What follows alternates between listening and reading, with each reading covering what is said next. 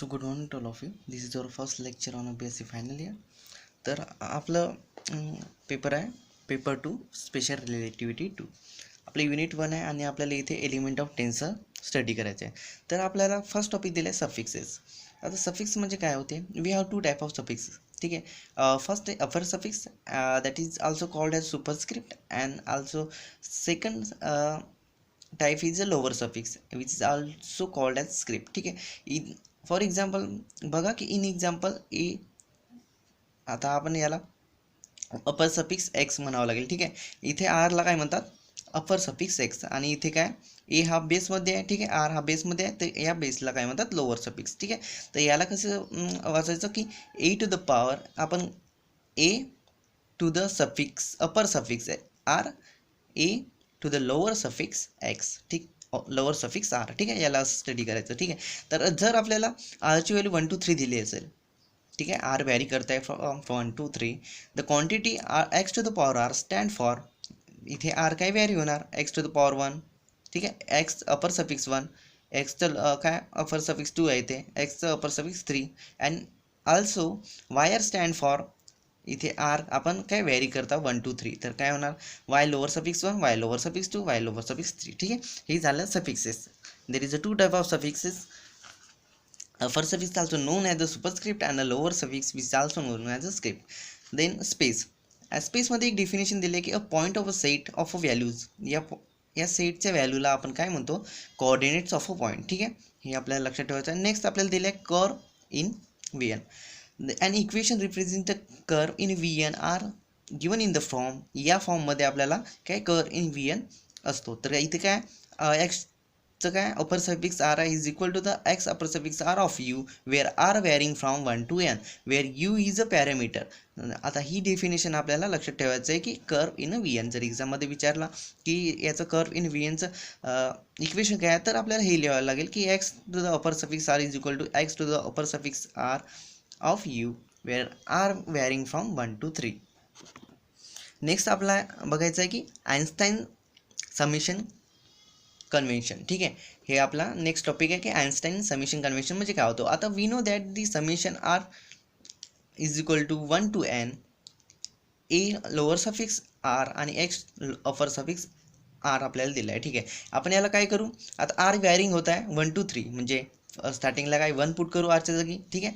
A 1 X to the power 1 म्हणजे A lower suffix 1 X to the upper suffix 1. Next आपण 2 put करू आणि next काय 3 put करू म्हणजे समेशन काय आर वॅरिंग होत आहे कुठपर्यंत? 1 to 3 पर्यंत. ठीक आहे. आर काय वॅरिंग होत आहे 1 to 3 पर्यंत. ठीक आहे. 1 to 3 पर्यंत. आता इथे आपण ऑब्झर्व करा की आर अपियर्स ट्वाईस म्हणजे इथे आर अपियर होत आहे, इथे म्हणजे दोनदा तो अपियर होत आहे म्हणजे आर आपण रिपीट होत आहे असं म्हणू शकतो. The summation is implies. ठीक आहे. समेशन इम्प्लाइज होत आहे काय रिपीटेड सफिक्स.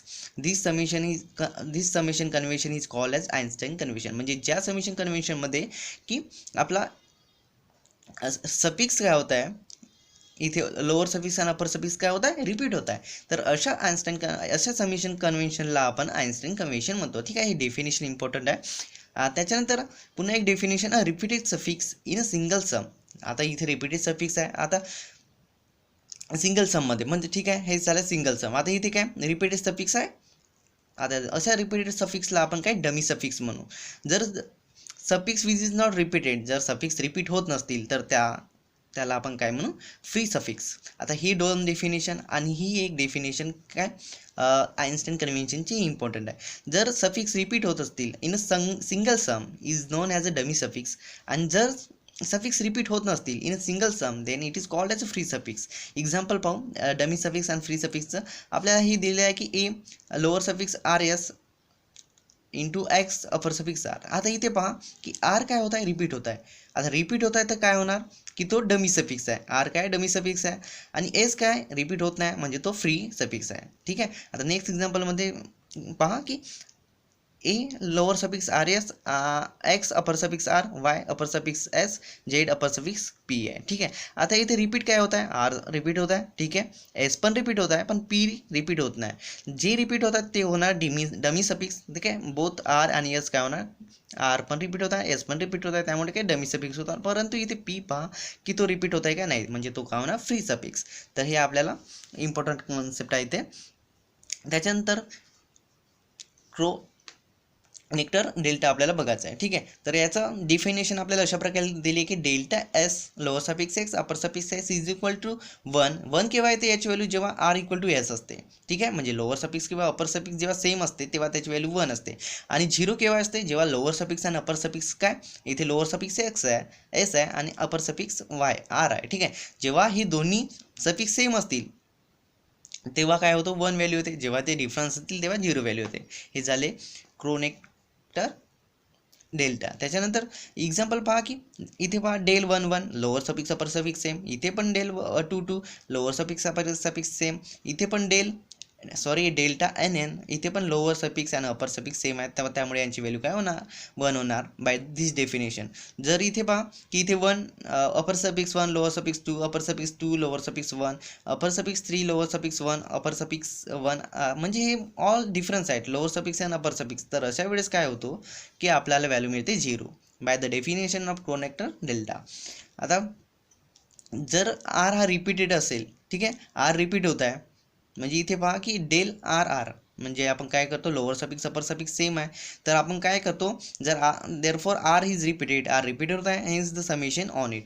तर आता क्रोनेक्टर डेल्टा ही काय कॉन्स्टंट फंक्शन आहे, ही नेहमी लक्षात ठेवा. ही विचारू शकतात की क्रोनेक्टर डेल्टा ही जो कॉन्स्टंट फंक्शन आहे, कोणतं फंक्शन आहे आपल्याला इथे फिल इन द ब्लँक्स म्हणून विचारू शकतात की Kronecker delta is constant function. आणि we know that the if we take the derivative of constant function the value is always 0. म्हणजे क्रोनेक्टर डेल्टाची जर आपण डेरिव्हेटिव्ह काढली तर ते काय येणार 0 येणार. त्याच्यानंतर एक्झाम्पल दिलेलं आहे की delta S lower suffix X upper suffix R A upper suffix S is equal to आपल्याला प्रूव्ह करायचं आहे A to the upper suffix R. ठीक आहे. म्हणजे लेफ्ट हँड साईडला आपण सॉल्व करून राईट हँड साईड आपल्याला मिळवायचे आहे. तर वी सपोज दॅट आपल्याला सपोज करायचं आहे की आपण एसची व्हॅल्यू करायची इथे की 1 2 3 आपण एसची व्हॅल्यू इथे पुट करू. ठीक आहे. तर आपण हे लेफ्ट हँड साईड लिहून घेतली. त्याच्यानंतर काय एसची व्हॅल्यू फक्त व्हॅरी करू S1. ठीक आहे. टू द आर येते S1 त्याच्यानंतर काय एसची व्हॅल्यू 2 घेऊ. त्याच्यानंतर ठीक आहे. त्याच्यानंतर काय एसची व्हॅल्यू इथे कुठेतरी इथे 1 असणार, इथे 2 असणार, इथे कुठेतरी आर असणार. ठीक आहे. त्याच्यानंतर इथे कुठेतरी लास्ट नंबर एन असणार. ठीक आहे. तर या आरसाठी काय होणार डेल आर, म्हणजे हा घ्यायचा एसची व्हॅल्यू आर घेऊ. हा ऑलरेडी आपल्याला अपर सफिक्स आर होता म्हणजे आणि एसची व्हॅल्यू आपण आर घेतली, नॉट सम फॉर आर. आणि लास्ट काय येणार एन. ठीक आहे. आपण एन घेत आहोत लास्ट, तर इथे एसची व्हॅल्यू काय एन घेतली.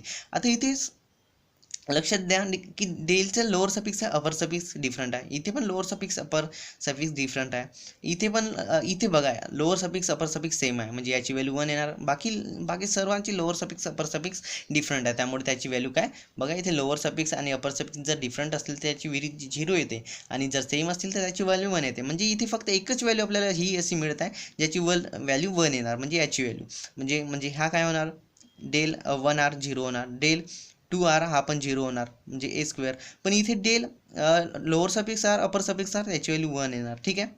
आणि हा पण लास्टवाला पण काय 0च येणार.